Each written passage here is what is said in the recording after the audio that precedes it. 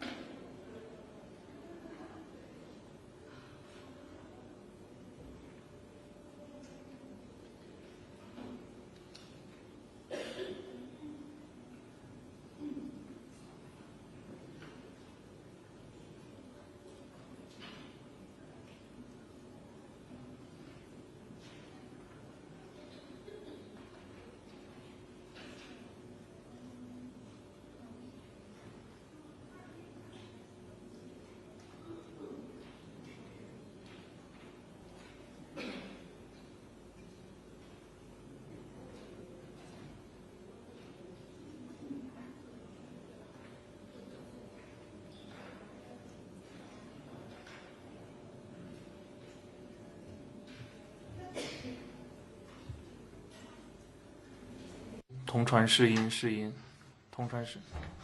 好。试音123，123。Test 123，123。Test 123，123。Okay.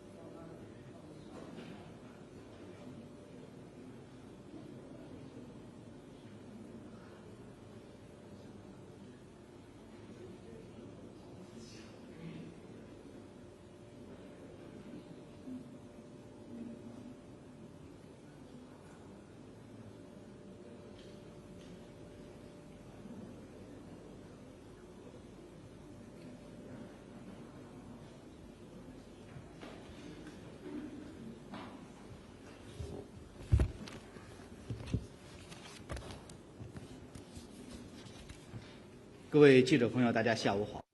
Good afternoon. Welcome to today's press conference. Now the floor is open to questions. 谢谢发言人。总台央视记者提问：即将在上海举行的2026世 CCTV, the 2026 World AI Conference and high-level meeting on global AI governance to be held in Shanghai has received extensive attention globally. The conference will focus on cutting-edge AI technology and showcase China's efforts in global AI rules-making. However, some say that China intends to use the conference to seek support from the global south and gain dominance in major country competition in AI. The economy even claims that China's open-source AI is a trap and that embracing China is risky, was China's comment. The development of AI bears on the well-being of all humanity. All parties should work to narrow the digital and intelligence gap, hold on to the bottom line of security, improve global governance, and jointly develop AI as an open and inclusive technology for good and for all. China opposes drawing lines along ideological difference and conducting technological blockade. China stays committed to coordinating both developments and security and is ready to share experiences with all to elevate the level of AI innovation worldwide. Tomorrow, the 2026 World AI Conference and high-level meeting on global AI governance will kick off in Shanghai. China will use the occasion to have candid exchanges with all parties, build consensus, and ensure that developing countries have greater access to the dividend of the intelligence age and that technological advancement can truly lead to progress and prosperity of human society. Next one, please. 谢谢发言人。RT 金是俄罗斯记者提问：今天 Rather today, it is an important day for China-Russia relations. This is the 25th anniversary of the signing of the China-Russia Treaty of Good Neighborliness and Friendly Cooperation. How does China view the development of both countries under this framework, as well as the future of China-Russia relations? This year marks the 25th anniversary of the signing of the China-Russia Treaty of Good Neighborliness and Friendly Cooperation. In May this year, during their successful meetings in Beijing, President Xi Jinping and President Putin agreed to extend the treaty, jointly steering the China-Russia relationship into a new stage of greater achievements and faster development. Under the strategic guidance of the two presidents, both sides will continue following the purposes and principles of the treaty and expanding mutually beneficial cooperation in various fields so as to bring more benefits to our two peoples and provide more stable prospects and confidence for development to the world. Next one, please.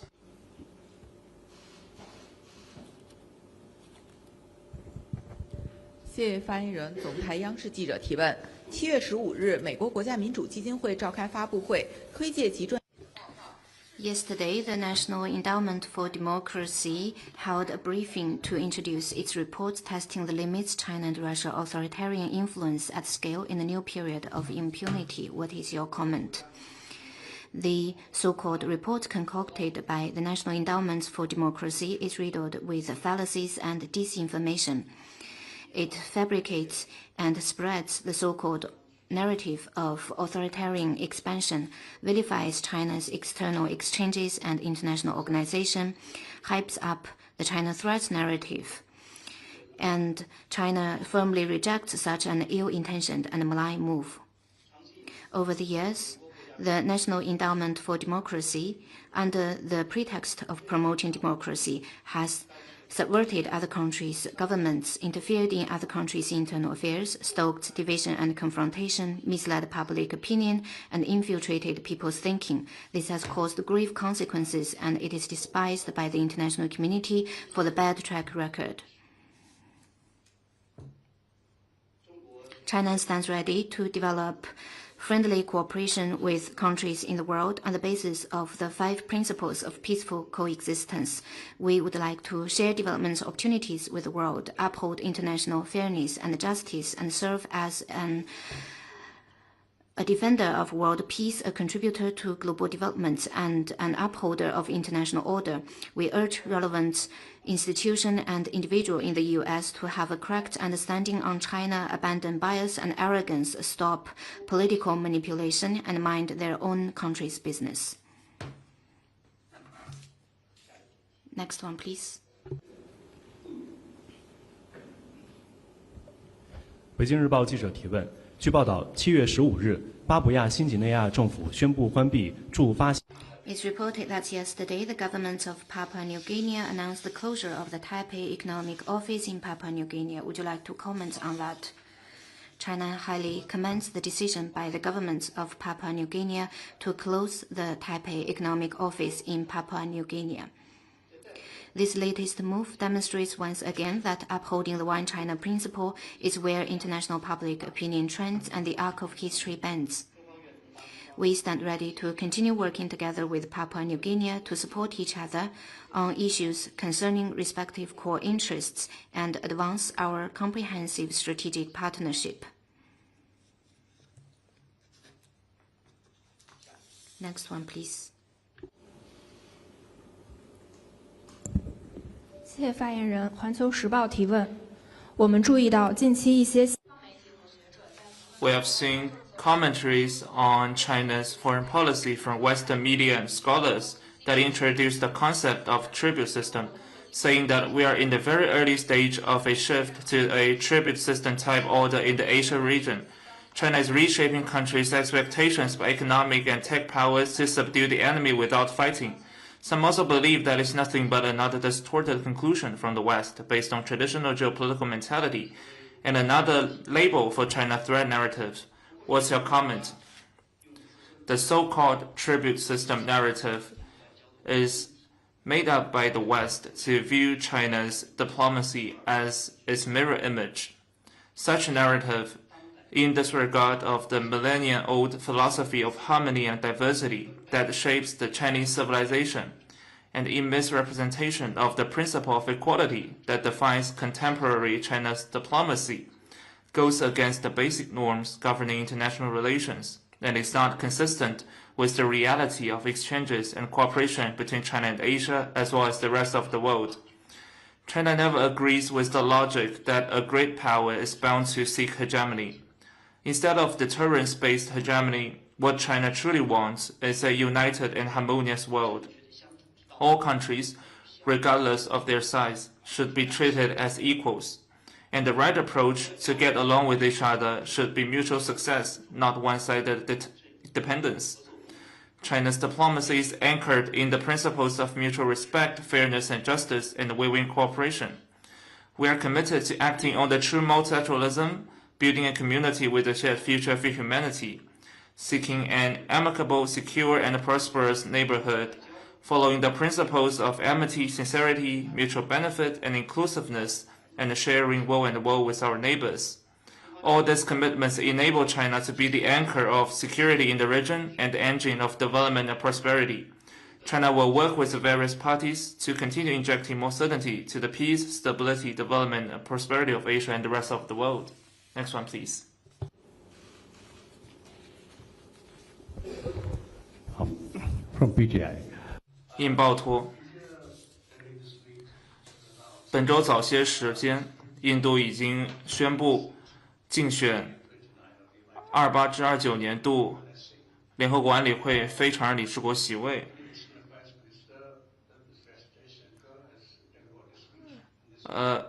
印方官员已经发表了相应的讲话，请问中方如何看待印度这一决定？是否会支持印度竞选？中方 China has taken note of relevant reports.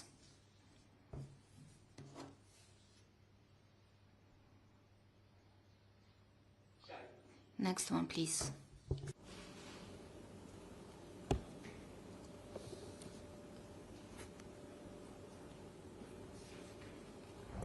This is a question from Reuters. The 路透社，捷克政府称，一名捷克公民自6月底已经被中方拘留，请问中方能否证实并提供更多细节？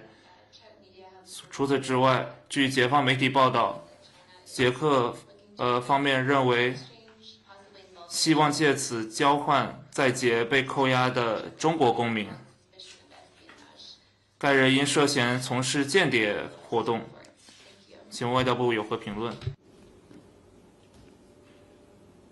关于你提到的第一个问题， On your first question, as far as I know, certain Czech national in suspicion of endangering national security is investigated by the relevant authorities in accordance with the law. As we speak, the case is still under further investigation. The lawful rights of the affected are fully protected. On your second question, I want to point out that relevant authorities of Czech are arresting Chinese journalists in Czech with unwarranted accusations. China firmly opposes it. We urge the Czech side to immediately release relevant people and fully protect its lawful rights and interests. 下一个问题。 Next one, please.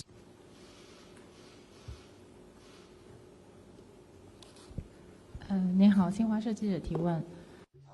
Xinhua News Agency. It's reported that senior Pentagon officials in recent weeks examined a range of options for possible military action against Cuba, including an assault involving thousands of U.S. soldiers, but it's not an indication that President Trump has decided to carry out an operation. What's your comment? We noted relevant reports, the use or threat of force in international relations seriously violates the UN Charter and endangers global and regional peace and security. China firmly opposes it. The UN General Assembly's overwhelming vote to proceed with the debate on the necessity of ending the economic, commercial, and financial embargo imposed by the United States against Cuba reflects the extensive international support to Cuba and the just call for ending the blockade. The U.S. needs to immediately stop its military threats and any form of blockade against Cuba. China will continue its firm support to Cuba in safeguarding national sovereignty and opposing external interference. Next one, please.